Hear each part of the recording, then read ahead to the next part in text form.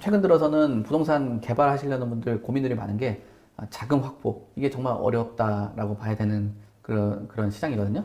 자, 우리가 부동산 개발을 하는 데 있어서 사업비라는 게 있는데 토지 비용이 한 30%를 차지하고 공사비라든지 기타 비용들이 한 70%를 차지를 합니다.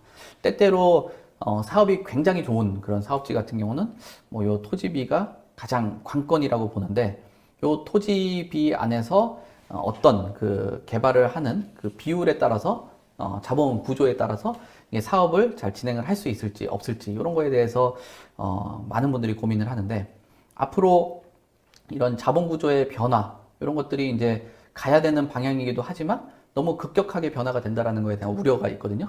지금 10%, 15%, 20% 정도의 그 속도를 가지고 2026년, 27년, 28년에서 굉장히 어떻게 보면은 1년에 5%씩 자기 자본을 확보를 한다라는 거는 굉장히 어렵거든요. 왜냐면은 이 자기 자본 확보하는 과정 안에서 단순히 자기 자본만 확보하는 게 아니라 그 기간 동안 토지 가격이 올라간다면 그 가격의 10%, 그 가격의 20% 이거는 어려운 거거든요. 예를 들면은 1,000억짜리 정도 하는 그 뭐 사업지에서 뭐 한 10%라고 하면은 100억 정도가 필요한 거잖아요. 그죠? 근데 지금은 그 100억 정도의 금액 안에서도 한 자기 자본이 한 3% 정도 됐던 이런 수준을 통해서 나머지는 브릿지 대출을 받았던 그런 상황이죠. 근데 요 부분들은 이제 자기 자본을 30%까지도 올린다라는 거잖아요. 그러면은 단순히 그게 아니라 아까 그 1,000억짜리 정도 하는 그 토지가 10%인 거하고 그 시간이 좀 더 흘러가면서 이 1,000억짜리 하는 땅이 3,000억이 됐어요. 그럼 10% 하면 300억이 필요한 거잖아요. 근데 이 300억이 필요한 거에 3,000억짜리 하는 땅에서 또 비율까지도 또 올라가게 된다면 900억이 좀 필요한 거거든요.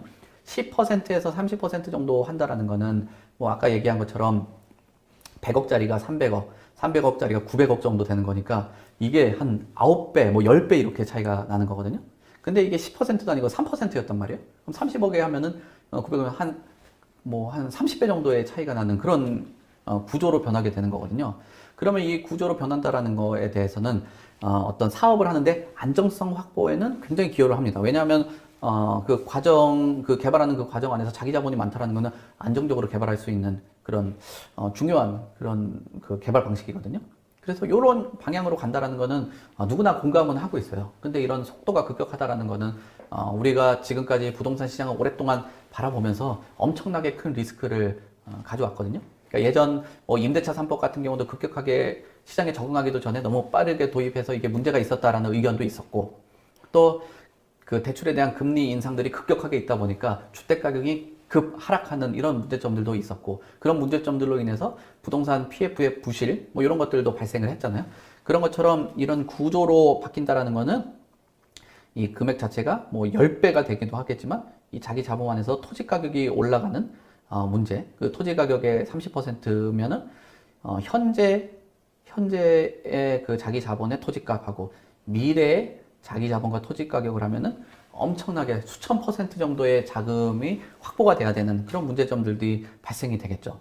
그러면 사업을 할 수 있는 우량 시행사나 뭐 우량 건설사들 같은 경우 문제가 없겠지만 진입자 뭐 자격까지도 갖출 수 없는 그런 시행사들이 이제 시장에서 퇴출되고 폐업되는 그런 점들 뭐 이런 것들이 발생될 수 있겠죠.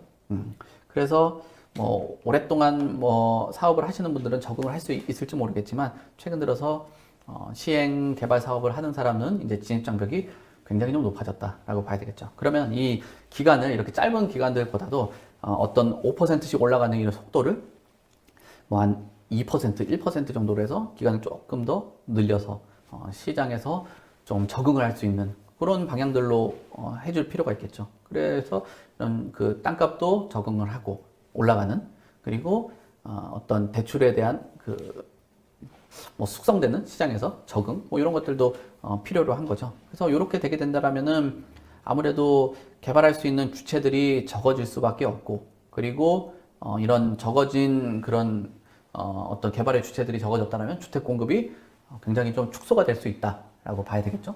그리고 자기 자본이 이렇게 높아졌다라는 거는 뭐 3% 대비 30%라고 하면 단순하게 3% 확보해서 사업장을 10개를 할 수 있는 거를 10개를 할 수 있는 거를 하나밖에 못 한다.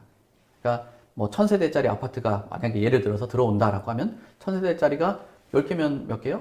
그 10,000가구 정도가 되잖아요. 10,000가구 나올 수 있는 게 1000가구밖에 안 된다. 공급 축소에 대한 우려가 생길 수밖에 없다. 그래서 이런 것들은 뭐 기존에 있었던 그 시행사라든지 개발을 할 수 있는 디벨로퍼들이 기간을 좀 길게 해서 영업이익도 하고 본인의 수익들이 발생이 돼야지 자기의 자본을 올릴 수 있는 여력이 생기는데, 그런 여력이 확보되는 그 순간 동안도 뭐 개발이 완료되고 하면은 뭐 3년에서 5년 정도 보는데, 그 기간 동안 그 완료를 하고 났더니 뭐 자기 자본 비율이 이렇게 올라간다면 수익이 생기고 나도 살 수 있는 여력이 없어진다. 그래서 아마 공급이 둔화될 가능성이 충분히 있기 때문에 아마 이런 속도 조절들은 하지 않을까. 그래서 자본 구조로 간다라는 건 누구나 다 공감을 하는 상황이지만, 그 공감도 실효성과 현실성을 같이 고려를 해봐야 되잖아요. 그래서 그런 안정성적인 측면에서는 필요로 하지만 공급 부족에 대한 그런 우려들이 아직까지 있고, 그 다음에 어떤 적정 공급량들이 있어줘야지 시장 가격에 기여를 하는데, 그런 부분에 대해서는 좀 문제가 될 수 있다. 물론 현물 출자를 하면서 그 과정 안에서도 뭐 인센티브, 용적률 인센티브라든지 이런 부분들은 어떤 개발에 그 공급하시는 분들에게 어느 정도 인센티브로 적용을 해주고, 또 세금 감면이라든지 이런 것들은 있긴 하겠지만 적응을 못하고 있는 상황에서 이렇게 빠르게 간다는 거는 항상 고민을 해봐야 되겠죠. 그리고 우리가 뭐 여러분들 다 알다시피 뭐 핸드폰을 만약에 구매를 한다, 200만 원짜리 핸드폰이 있다 그러면은 할부로 하면은 매입하기가 쉬운데, 현금 200만 원 주고 사라 라고 하면은 물론 자금 여력이 있는 사람한테는 뭐 200만 원 정도 되는 핸드폰 값이 크진 않겠지만, 이런 핸드폰이 필요로 하고 정말 뭐 계속적으로 그 전화를 가지고 좀 생활하시는 이런 분들 같은 경우는 또 매달 이렇게 조금씩 분할해서 납부하는 게 좀 더 수월하잖아요. 그런 것처럼 처음부터 이렇게 자기 자본을 많이 들여가지고 한다라는 거는 현실에서 봤을 때는 굉장히 어렵다. 지금 주택 매입도 자기 자본 최대한 줄이려고 하죠. 자동차를 매입할 때도 최대한 그 뭐 어떤 그 선수금 뭐 이런 것들을 낮추려고 노력들을 하거든요. 왜냐면 부담스럽기 때문에. 그런 부분들을 고려를 해봤을 때 현재 그 시장 안에서 이 자본 구조는 가야 되는 방향이긴 하지만 속도 조절은 필요하다. 그래서 안정적인 그 공급을 위해서는 정말 필요하다. 단기 공급도 지금 해야 되는 그런 상황이잖아요. 그래서 이렇게 돼서 이제 공급 물량들이 축소가 되게 된다면 어떤 문제점들이 발생되냐, 우리 이런 것들도 인지를 해야 되잖아요. 이렇게 돼서 공급 물량이 부족하게 된다면 현물 출자 방식으로 해서 안정적인 자본 구조를 구축으로 하면은 긍정적으로 간다라고 말씀을 드렸죠. 하지만 초기 투자에 대한 부담이 커져서 개발에 대한 속도가 늦어질 수 있다. 그러면 신축 주택에 대한 공급이 축소가 될 수 있다라고 봐야 될 것 같고요. 공급이 부족하게 된다면 주택가격 상승으로 인해서 실수요자들은 내 집 마련하는데 어려움을 겪을 수 있다. 그러면서 주택을, 기존에 있는 분들 같은 경우 주택을 매각해서 그 자산을 가지고 투자를 하겠지만, 첫 주택을 구매를 하시는 분들은 자기 자본들이 많이 필요하시잖아요. 그리고 젊은 세대들 같은 경우는 내 집 마련을 하기가 어려워지고 가격 상승에 대한 부담감들이 커지면서 주거에 대한 불안정성으로 이어질 수 있다.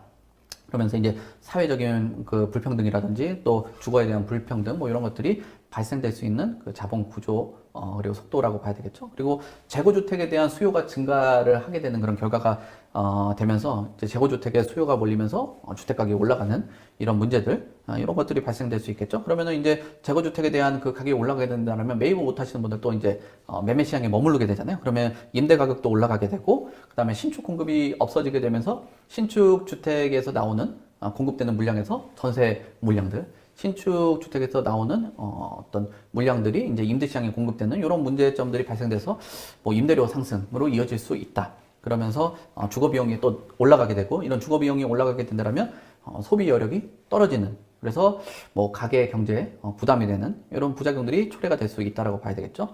그래서 이제 뭐 공급에 대한 요 문제점들은 해결해야 되고, 이런 방식들은 누구나 공감을 하고 있지만 속도 조절은 필요하다. 그렇지 않으면 현물 출자 방식으로 하게 되면 공급 축소랑 수요 공급에 대한 그 불균형이 나타나면서 가격 상승에 대한 문제가 충분히 발생될 수 있고, 그러면 실수요자나 임차인들에게는 뭐 경제적인 좀 타격이 나타날 수 있다.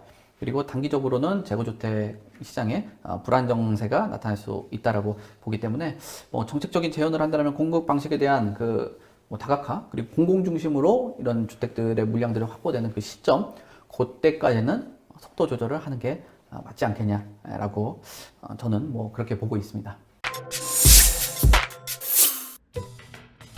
좋은 차를 사기 전에도, 이사를 가기 전에도, 크게 다치기 전에도 항상 미리 대비를 해놓는데 부동산은 왜? 사전 점검 서비스는 부동산 매물을 사거나 짓거나 하기 전에 법률부터 부동산 정보까지 한 번에 미리 대비하는 서비스입니다. 영상에 나오는 연락처로 많은 신청 부탁드립니다. 또 다른 세상을 맞이하라. 낡은 정보를 지워라. 새로운 감각을 익혀라. 변화하는 미래에 맞서라. 편향된 시각을 버리고 얽혀있는 도시 속 독보적인 가치를 쟁취해라. 당신이 만드는 미래의 기회, 도시화경.